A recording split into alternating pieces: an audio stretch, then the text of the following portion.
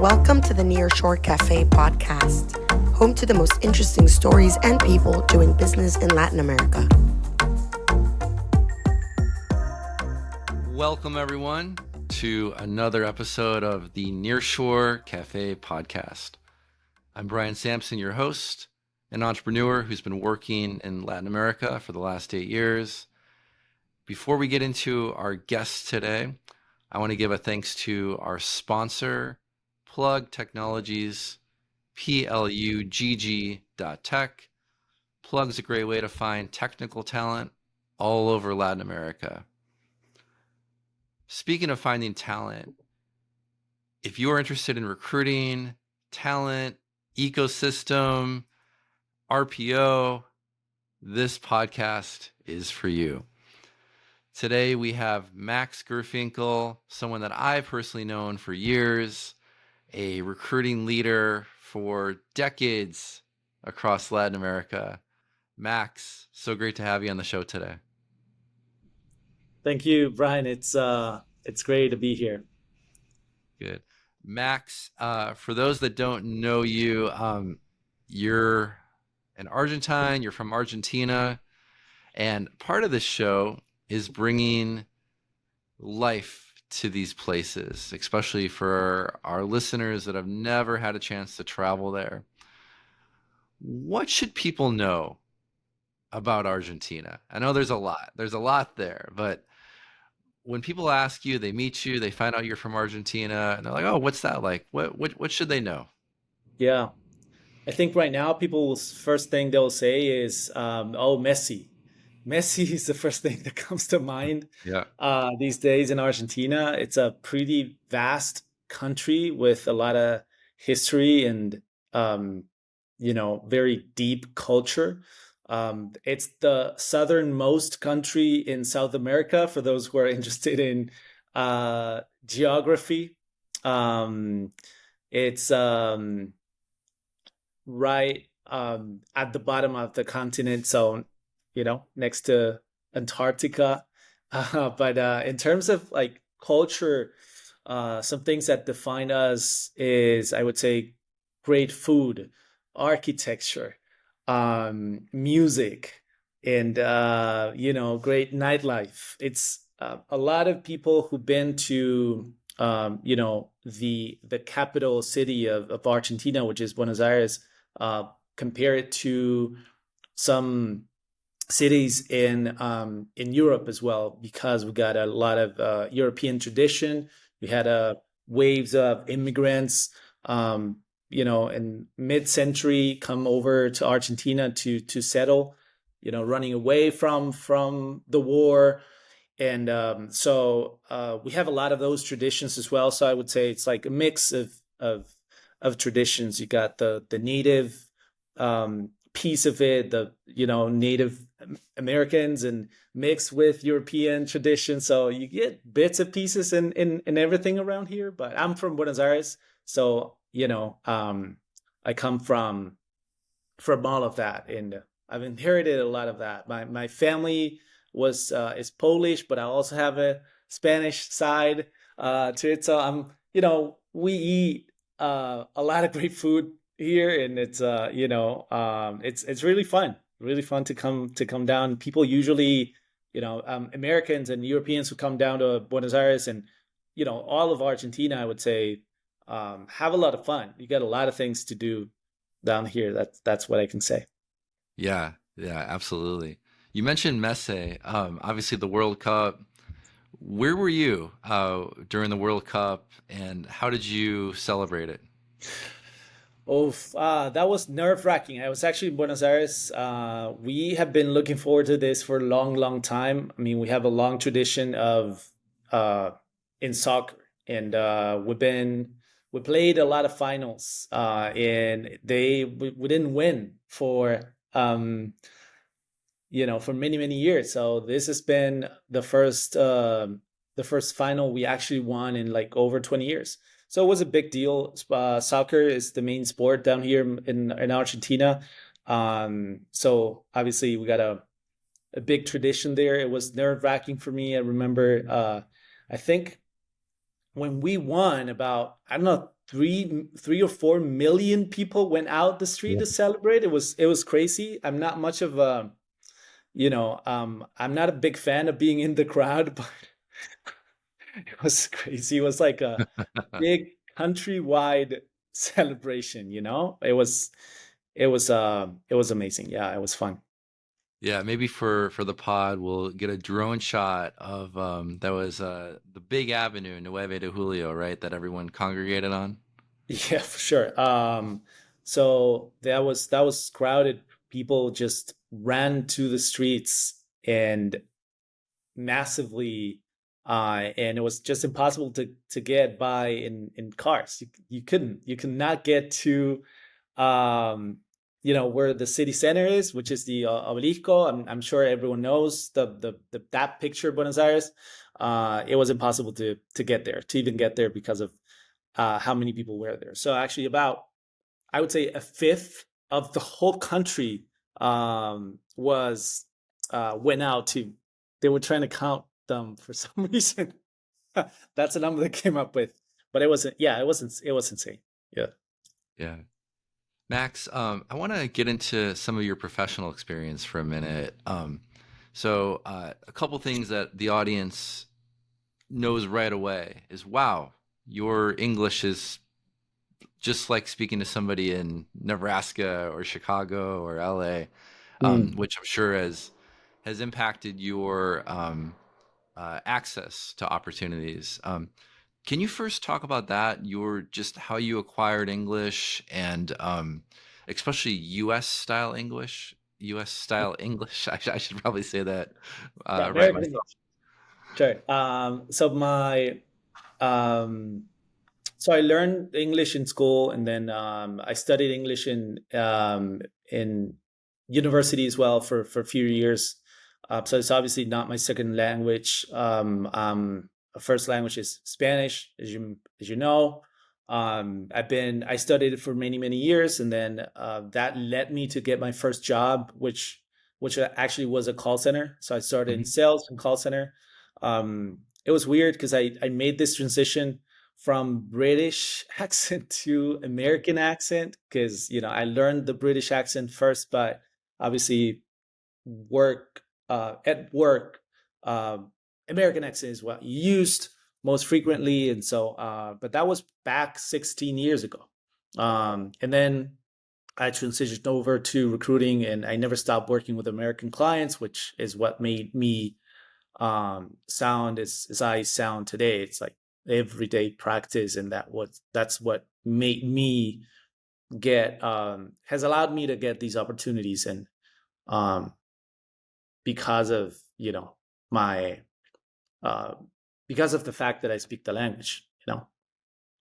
Can you dive in a little more for those that aren't familiar, just how the educational system is maybe set up in Argentina, from primary and secondary, high school, college, how English Sure. is part of the curriculum. Can you talk more about that? Yeah, that's a great question. So English was introduced to the curriculum about 30 or 40 years ago. Most schools teach it as a second language, but it's mandatory for the most part today, like by law. Even public schools, so it's a little different here. So public schools obviously run by the government. Private schools are those are the ones where English is typically bilingual. I didn't get to go to a bilingual school, but it was quite intense. So we had several hours during the week. I also went to private classes, but yeah, so far, so it's mandatory now for sure, and it's been around education for a long time. So I would say probably about uh, 60 to 70 or more percent of the population now, of people of 30 plus years, speak the language. And a lot of us work for multinational companies as well, which is why the language has become another tool to get access to jobs.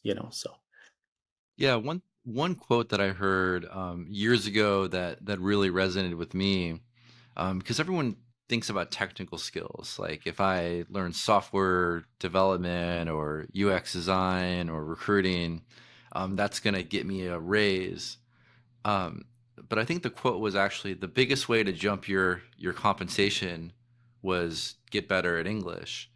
Can you talk about that with maybe the mentality of Argentines? Because it's also a country that exports a lot of services. It's Yeah. quite common, as you mentioned, to work with the states and like the mindsets, the motivations, the incentives for those to really acquire that American style fluency.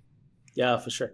But I think it comes down to the fact that we look up to European countries a lot. I mean, and because we have this European tradition as well, and in history is that we always look up to either America or Europe, and we feel a strong connection even with their culture, um, and we follow all things pop culture in America, Mhm. watch movies and series, and yeah, and so and it's and the language just comes with it, you know. Yeah. Yeah, it is true that being able to speak the language opens a lot of doors. Like I said, I started my career as in a call center just because I spoke English. Yeah. That's all I came with. And then just going into recruiting, which just I just got lucky. But what got my foot in the door was the fact that I spoke the language. Yeah. Um, Starting with your recruiting career, can you talk a little about that journey, like how you broke into it, some of the early positions that you were working on, and whether they were domestic or for international roles? Yeah. Um, I'm laughing to myself because there was no ramp up. There was Yeah. no introduction. It was me sitting next to a guy who was doing it before and trying to learn the ropes. Hmm. My first project ever was drilling engineers and field engineers for this huge oil and gas company called Saudi Aramco. With Huh. they got you know plants down in Canada. And Hmm. so I had zero idea of how to even look for that kind of people. So yeah, there was no introduction whatsoever. It was learn on the job. And then we had I remember just the first day of work, an introduction to Boolean searches and what the tool that we would continue to use to this day, LinkedIn and so forth. But right after that, I started recruiting for technical positions, and it was all US based. So software engineers, network engineers, back then, administrators and technologies that are no longer exist today. It was all on premise solutions, and cloud computing didn't exist back then. So this was back 15 years ago. Yeah. AI and IoT was not a thing. All the things that we hear about every single day were not a thing, but it was still technology, and that's what I continue to do to this day. Yeah. Now, Max, you've spent a portion of your career in RPO, Recruitment Process Outsourcing, which is a way that companies accelerate the recruiting. They find sourcers, recruiters, as you mentioned, on-prem, but a lot of RPO is remote. When Mhm. did you first start to see this RPO world take off a little bit in Latin America and especially Argentina?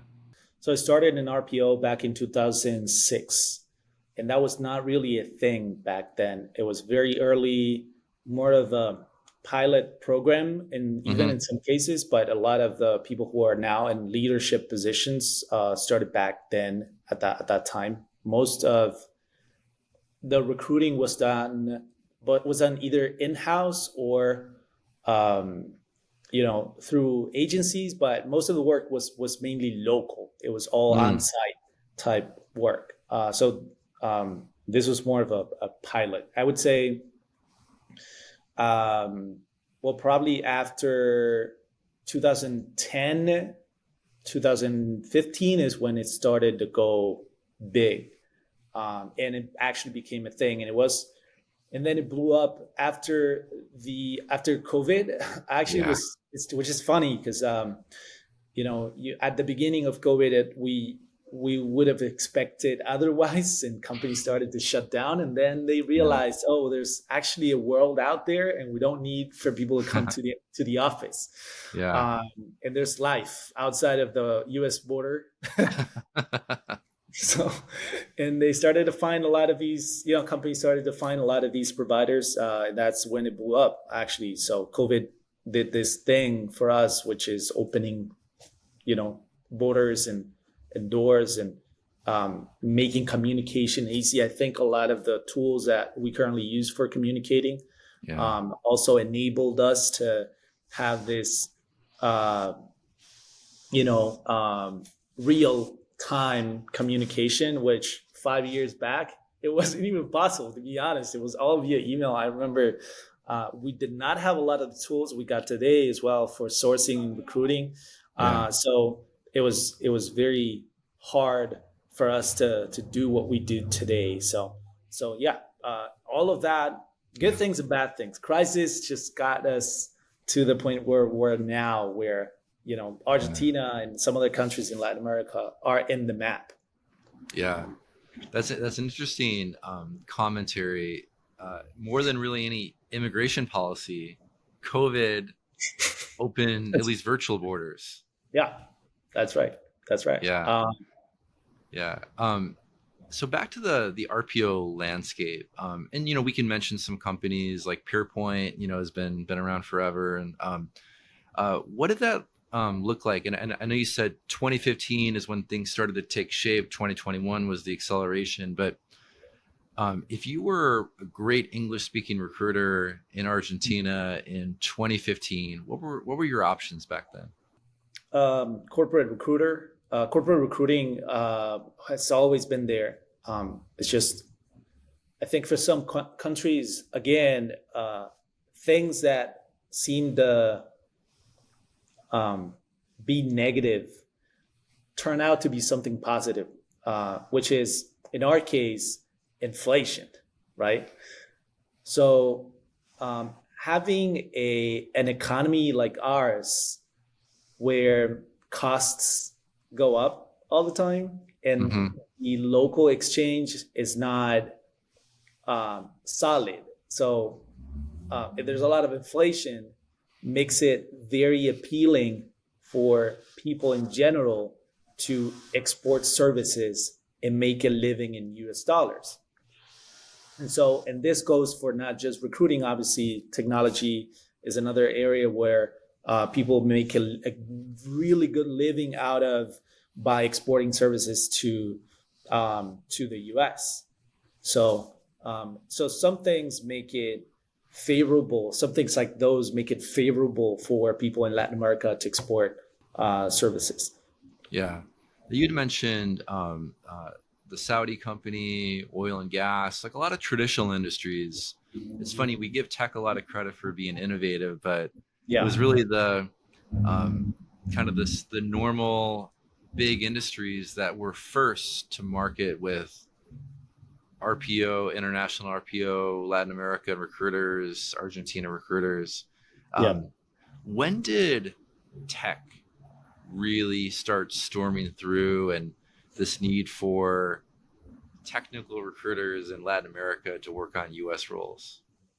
Yeah, that's a little bit different, because when I started, it was all US for the US. So you were recruited in the US, or well, in that case, it was Canada, but for Canada, right? What we exported was the recruiting service itself, but we didn't recruit out of Latin America. I think the BPO, or exporting services from Latin America to the US, and specifically technology, engineering, I think it started a little later again. And around the time where, again, 2015, maybe a little earlier, but towards second half of the 20s is where it actually started to grow to the point where local companies are having a big challenge in recruiting local engineers to work locally. Is a lot of these engineers that are now only interested in working with international assignments. So the same change we saw in the same development we saw in recruiting happened in tech as well. So same situation. You got a vast pool of very well qualified individuals who also speak the language. And I'm not just talking about Argentina. This goes for many locations in Latin America, Mexico, Brazil, Costa Rica, a lot of these other countries as well. They have a vast pool of candidates that do the same thing. But I would say, 2013, 14, 15, that's when it become even to a point where it's a commodity today. And people, that's what they want to do. That there's no other options. You speak English, something, you got a skill, you got a technical skill, then you'll work for a U.S. or international company. Yeah. If you were to think back to the 2013, 2014, 2015, kind of like that second phase of RPO, was it pretty common? Like, were there a lot of recruiters doing this? I think Korn Ferry and IBM might have already been there. Like, how big was the market then, and how big was it in 2021 in terms of recruiters in Latin America servicing the U.S.? Yeah, I would say still to that point. Early those years, a lot of recruiters were sort of hesitant to make the jump, and they prefer to stay in their corporate job, safe, get an okay salary, but with medical benefits, and so the market wasn't that big back then, and it was weird because people were actually, what was happening back at the time is that big companies such as IBM, like you mentioned, or Microsoft, all the big players, they had a team internally. That's how I started. So I was in IBM, and I was in SAP, and I was in Microsoft. So all these companies already had a pool, a group of recruiters who would recruit for the US or who would source for the US, but they would do it in-house, right? And so you were basically doing the same service, just within the framework and the structure provided by these large companies. So in your mind, you weren't afraid of losing your job. Well, we later found out that it wasn't as safe as we thought. And, and people started to realize, well, I could do the same thing and do it, maybe in a smaller company, but get paid in US dollars, or we do it directly with the client who's already based in the US and get paid in US dollars.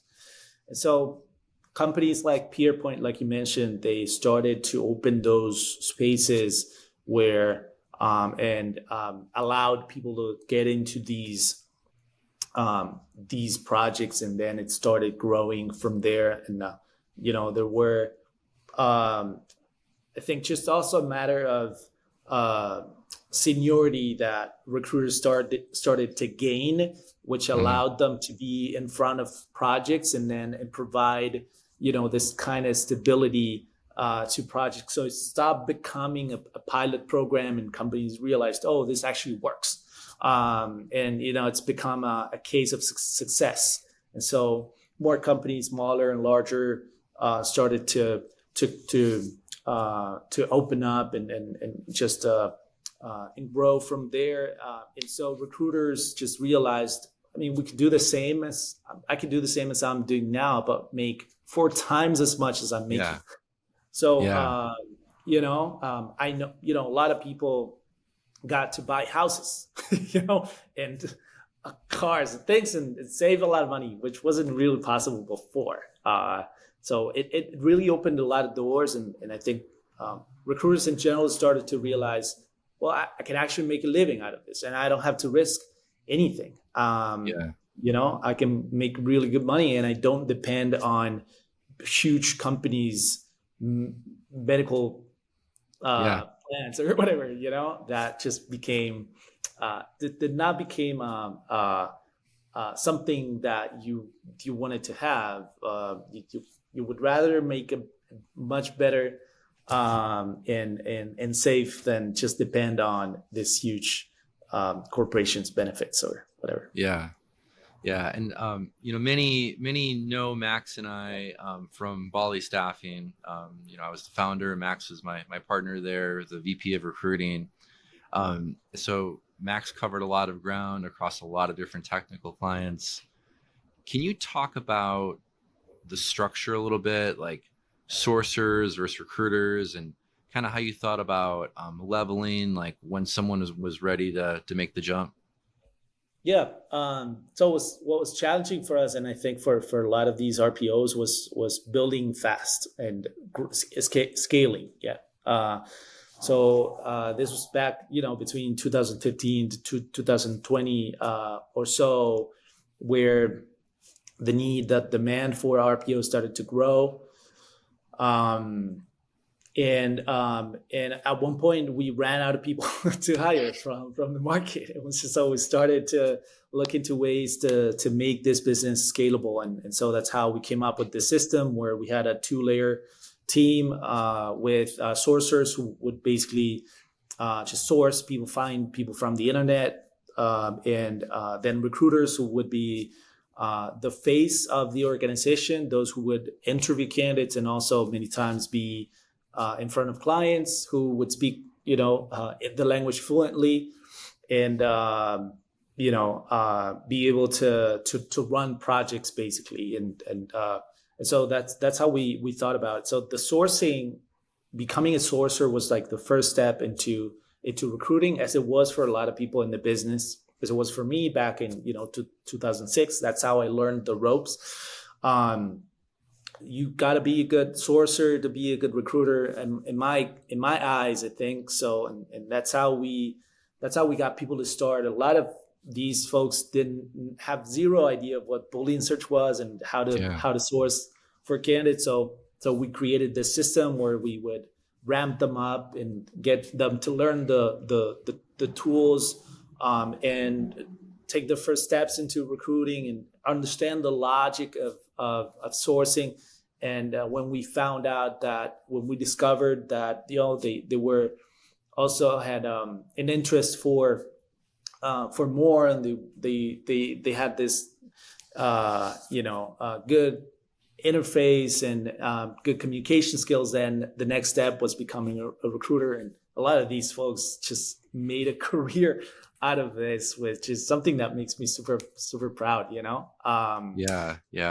I'll say Max that the communication level at the beginning, I was as skeptical as anybody else. Our recruiters would be on calls with C-suite as hiring managers, CEOs, CTOs, directors of engineering, and I would attend early on, kind of just like, when should I step in? When should I step in? Are they going to say something cringeworthy? And it never happened. Yeah. It never happened. Like, in many cases, they were better than I was at taking requirements, building relationships, putting hiring managers at ease. And I'm curious if there's any, besides all the recruiting training, if maybe there's anything like inherent about, say, the Argentine culture that makes relationship building and perseverance, just better than most. Yeah, that's a good question. It's in our DNA, I would say. We're born with this capacity to navigate tough waters, and we're resilient, and we're not afraid to speak up. I think that comes with our Italian roots of being loud and not afraid of saying things, but also there's a lot of smart in that, and there's a lot of street smart with that culture. Also, like I said, having that and looking up to the European or American culture as well, copying accents, copying ways of saying things, and copying, trying to mimic the discourse. I think that has a benefit to it as well. So there's I know a lot of our clients were struggling with recruiting partners who were from Asia, for instance. And they were relieved to hear folks who were like Nearshore or outside of Latin America, that they could speak to and communicate without any cultural or communication barriers. But yeah, I mean, it's inherent to the fact that we are in these countries where you always have to be to find ways to survive, and to be creative, and to think outside of the box. So all those things come with being from Latin America, and I think Argentina specifically. Yeah. And going back to your earlier point, when the market was almost tapped out, like anybody who was a recruiter had a job with some RPO servicing the US. And you, along with some others, had a great idea to build a recruiter academy. Can you talk about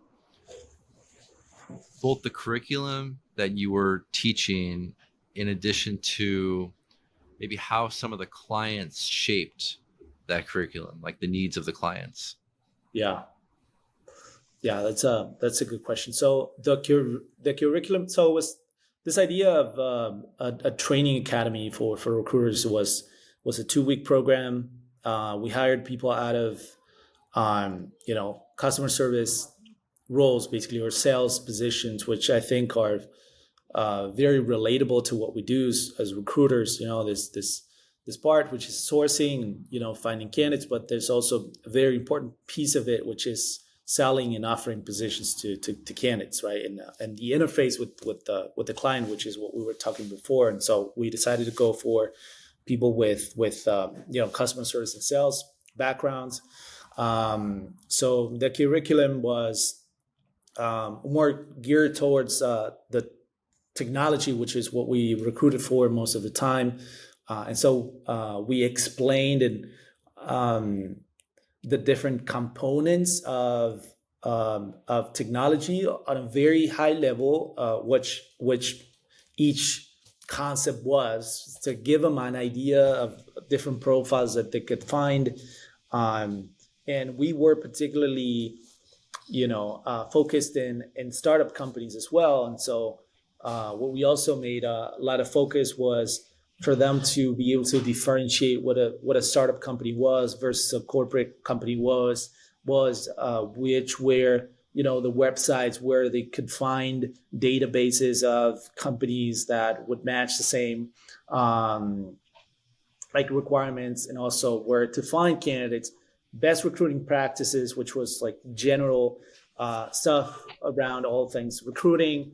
And so we try to cover like the basics of Boolean search, of course, and the tools that we would use, LinkedIn as the Bible, all those things were in the curriculum, but as well, on top of that, we wanted to emphasize and focus on stuff that were relevant to Bali at the time, which was, startup and technology. And so we added that extra layer, which was successful. Actually, we got 1 or 2 people come out of that experience who, remained for quite a long time and helped with our project. So that was definitely a successful way to add people to recruiting, which had worked for me and many other people back in the day. And that's how a lot of people started in this business. We just made it a little easier for folks without the recruiting experience to get a foot in the door. Yeah. I also wanted to ask you, as you maybe talk to other recruiters that are looking to launch agencies in the US, and they listen to this podcast and like, maybe I could get some leverage or recruiting support out of Latin America.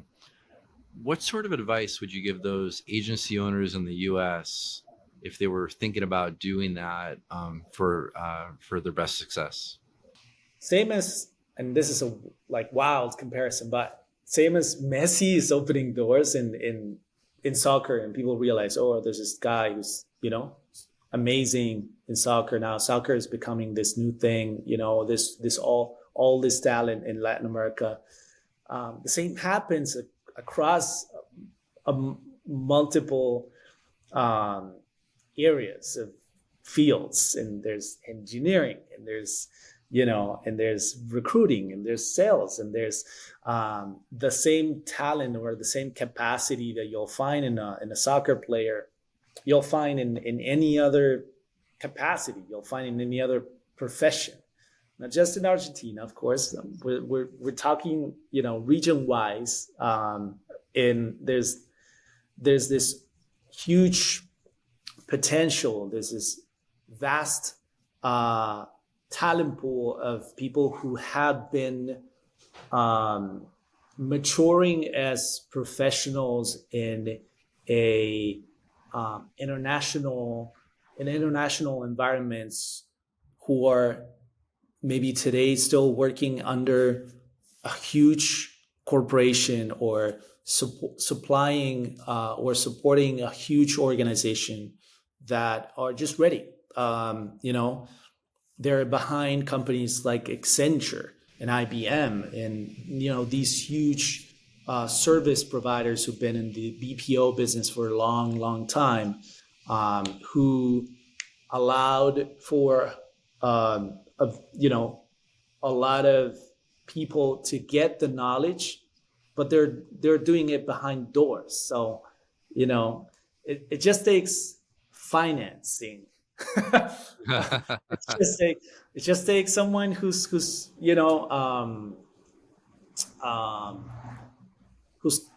got the courage to invest, as you did with Bali very successfully. It just takes someone who's got enough vision to be able to grab that talent.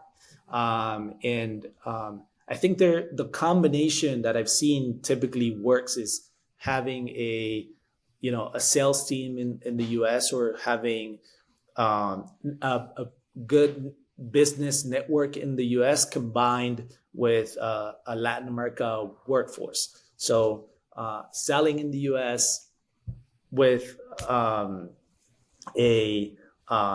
group of people, engineers or whatever, recruiting, whatever it is in Latin America. So having that, initial interface with someone who's US born and local, but who will enable these companies to all this talent that is outside of the US, Yeah.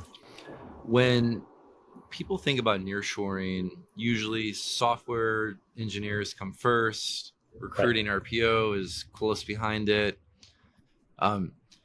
What else are you seeing that is either already being nearshored and nobody knows about it, or could be? What are some other roles so people can think big about this? Yeah, sure. I would say that over the last couple of years, BPO has grown a lot, significantly, and both in Central America, but also South America. I would say, all of Latin America, and so it's any jobs. I would say any jobs that could be done from home, right? That would just require a good level of English, good use of tools, and experience that can be like transferable to any location. Assistance, accounting, finance, sales, marketing, all that stuff can be done from anywhere in the world. So there are some companies out there like BPO companies that just specialize in one particular role. There are some others that are more generic, but I think I've seen all those jobs grow, and all those companies like BPO companies grow on. There's this opportunity to leverage this monetary exchange differences, and you know, as well as accessing a vast pool of candidates, like I said.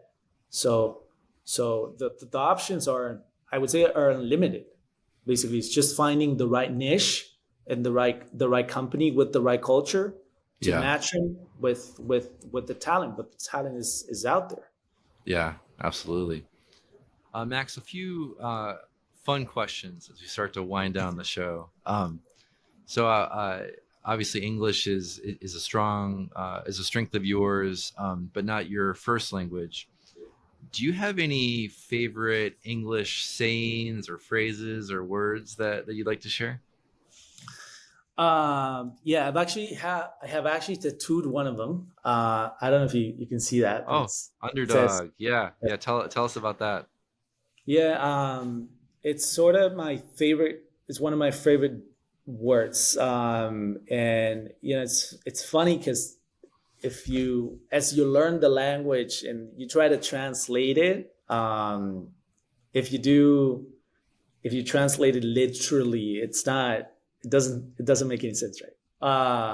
But when you understand the meaning of it, it becomes very powerful, and I think it does relate very well with what we're saying here. Is Latin America is always the underdog when it comes to looking into maybe a location or thinking about talent in certain areas, certain specific areas, and so it's been my job. I've taken this very personally and very seriously to make it to become the underdog, and to show to a lot of these companies that what we do has as much value as what can be done from any other region, and we've proven ourselves many times. So that is one of my favorite words for sure, and it definitely reflects what we're talking about here. Love it. How about shopping? So someone travels to Argentina for their first time ever, non-food related. We'll get into food in a second, but if they're visiting Argentina, what should they buy? What's something interesting that they might find there that they wouldn't find at home? For definitely an Argentina football, soccer jersey. Mm-hmm. I'm not trying to get creative here. You can buy. We have this local beverage that some people know, which is called mate. Mm-hmm. Mate is just a drink, similar to tea. So it's tea leaves like crunch that you drink out of a cup with a straw. Yeah. Very particular flavor. So some people might find it interesting because it's very local.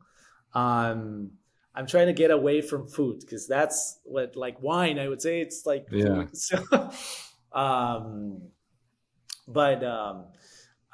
for when people come visit, I would say my first recommendation for them is think about what they like. There's so much to do here. It's like you like nightlife, or you like trekking, or you like I don't know, fishing, or you like visiting different places. We got the mountains, and we got the sea, and we got whatever. A lot of people come by leather goods because we got a vast agricultural tradition here.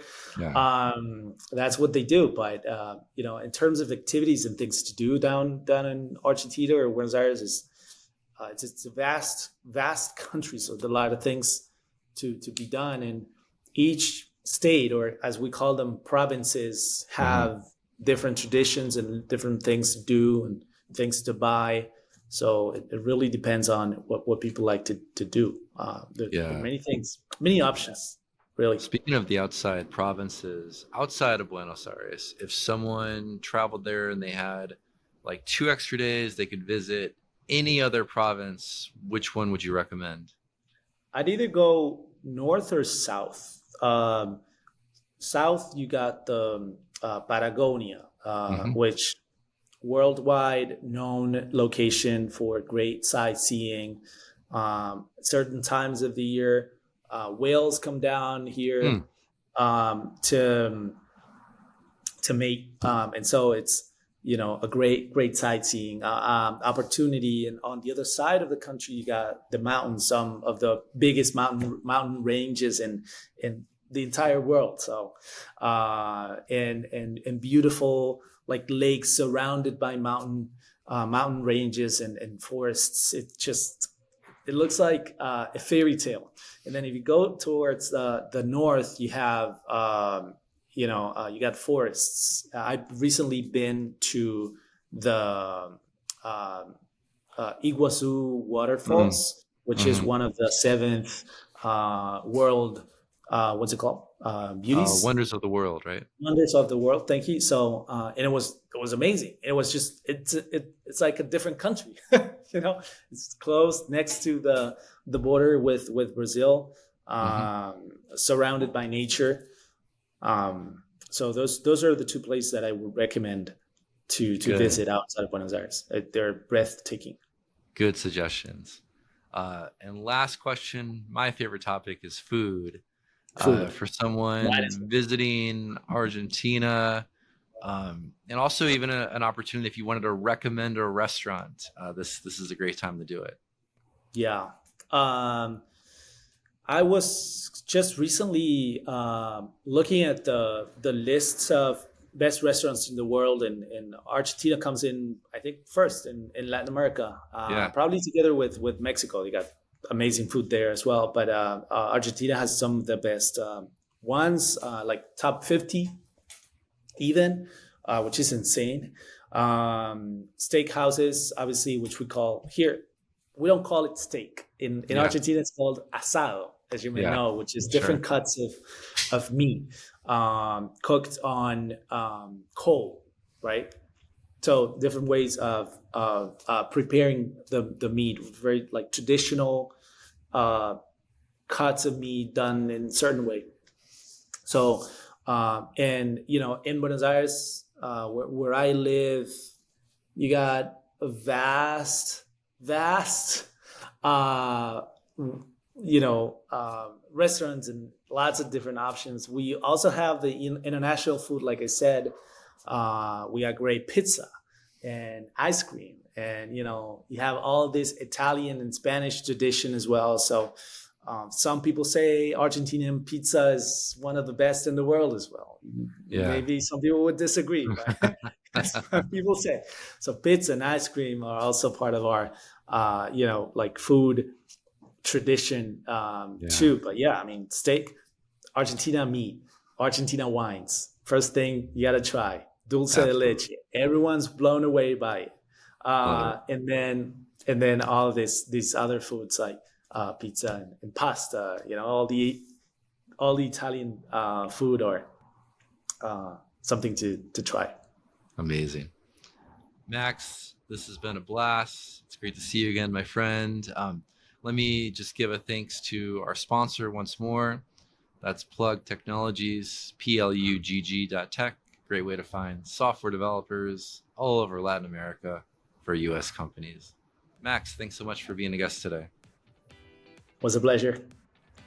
All right. Until next time, we'll see you on the Nearshore Cafe podcast. Take care, everybody. Thanks for joining us at the Nearshore Cafe podcast. Tune in next week for a new episode featuring another special guest with exciting stories.